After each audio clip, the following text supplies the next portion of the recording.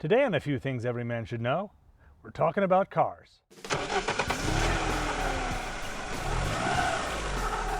I know it might be sexist to say this, but guys are supposed to know about cars. I mean, some guys know a lot about cars, really guys who have a whole garage full of tools.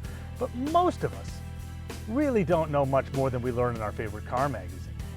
I mean, and look at a modern car anyway, it's very complicated. Look under the hood. Honestly, if something breaks, seriously, what are you going to fix underneath there?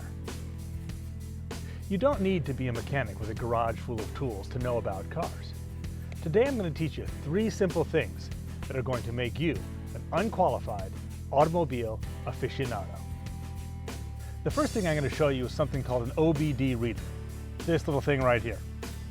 OBD stands for Onboard Diagnostics, and every car made since 1996 has a port where you can plug a little reader like this right in and learn all about what's going on inside your car.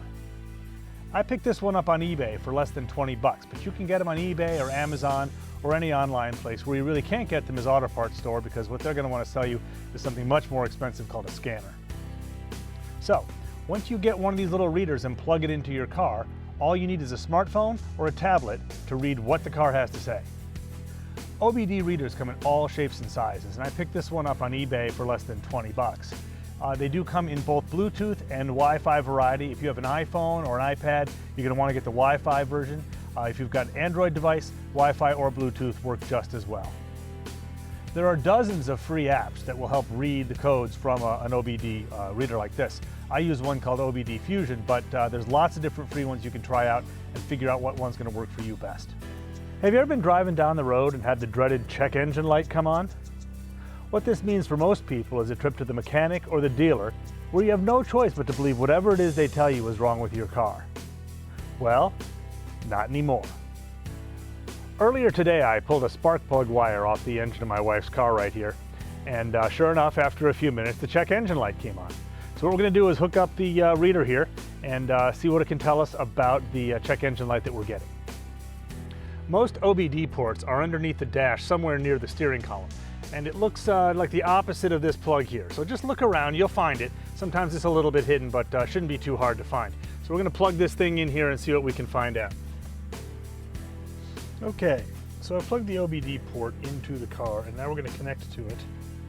And once it's connected, we'll be able to read our codes and see what we got going on. As you can see right here, the dreaded check engine light is on. This is what we're going to try and determine is wrong. Okay, here we have a pending code, a P0300, basically a P300, and it's a random multiple cylinder misfire, which is exactly what we'd expect if I pulled a spark plug wire off the engine, which is what I did. So if you scroll down here, you can see at the bottom, allows us to clear the trouble code once the problem has been solved. And of course I'm going to solve the problem just by putting the wire back on. So this is how we use an OBD reader and a piece of free software to get into the brain of our car. So with an OBD reader, if it's something simple like a loose wire or a loose gas cap, you'll be able to figure it out, solve it yourself, and save yourself a ton of money and a ton of hassle. If it's something more serious, you're going to have to go to the mechanic or the dealer, but at least you're going in with some knowledge and understanding of what the problem is, and a knowledgeable customer is much less likely to be ripped off. So go out and spend 20 bucks on an OBD reader. If you can use a smartphone, you can diagnose problems with your car. Seriously, you can. Okay, the second thing I want to talk about is something called a Technical Service Bulletin, or a TSB. We all know what recalls are. When there's a safety problem with the car, the manufacturer has to recall the car so they can fix the problem. And they are obliged by law to actually notify every owner of that car that there's a problem that needs fixing.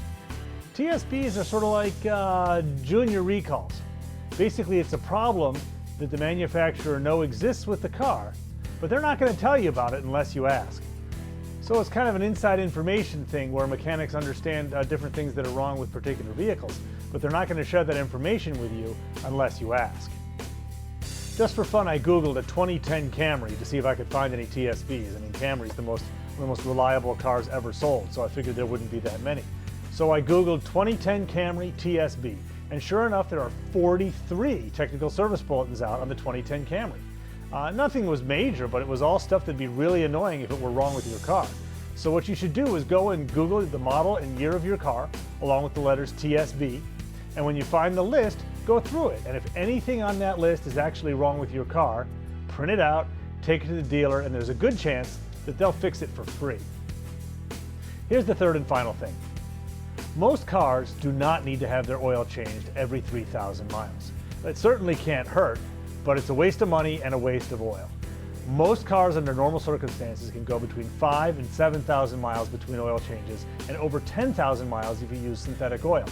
Get your owner's manual and look up the specifics, but unless you're driving your car really hard or towing a trailer with some regularity, 3,000 miles is really just too frequent for an oil change. So where did this 3,000 mile rule come from anyway? Shockingly, it came from the people who sell oil. Just like those people who sell diamonds, who say that an engagement ring should cost as much as 1 month's salary. I mean, what the hell does that mean? So anyway, 3,000 miles is excessive, 5,000 to 7,000 miles is fine, over 10,000 if you're using synthetic. Grab your owner's manual, look it up, and figure out what's going to work for you. So, quick summary. Go out and get yourself an OBD reader for less than 20 bucks. Google your car, its year, and the letters TSB to see if there's any work out there that you can get done for free. And stop freaking out about oil changes every 3,000 miles. Your engine's not going to seize up at 3,050 miles if you don't run down to the local quickie lube. My name's Steve Nazarian, and those are a few things that I know that now you know too.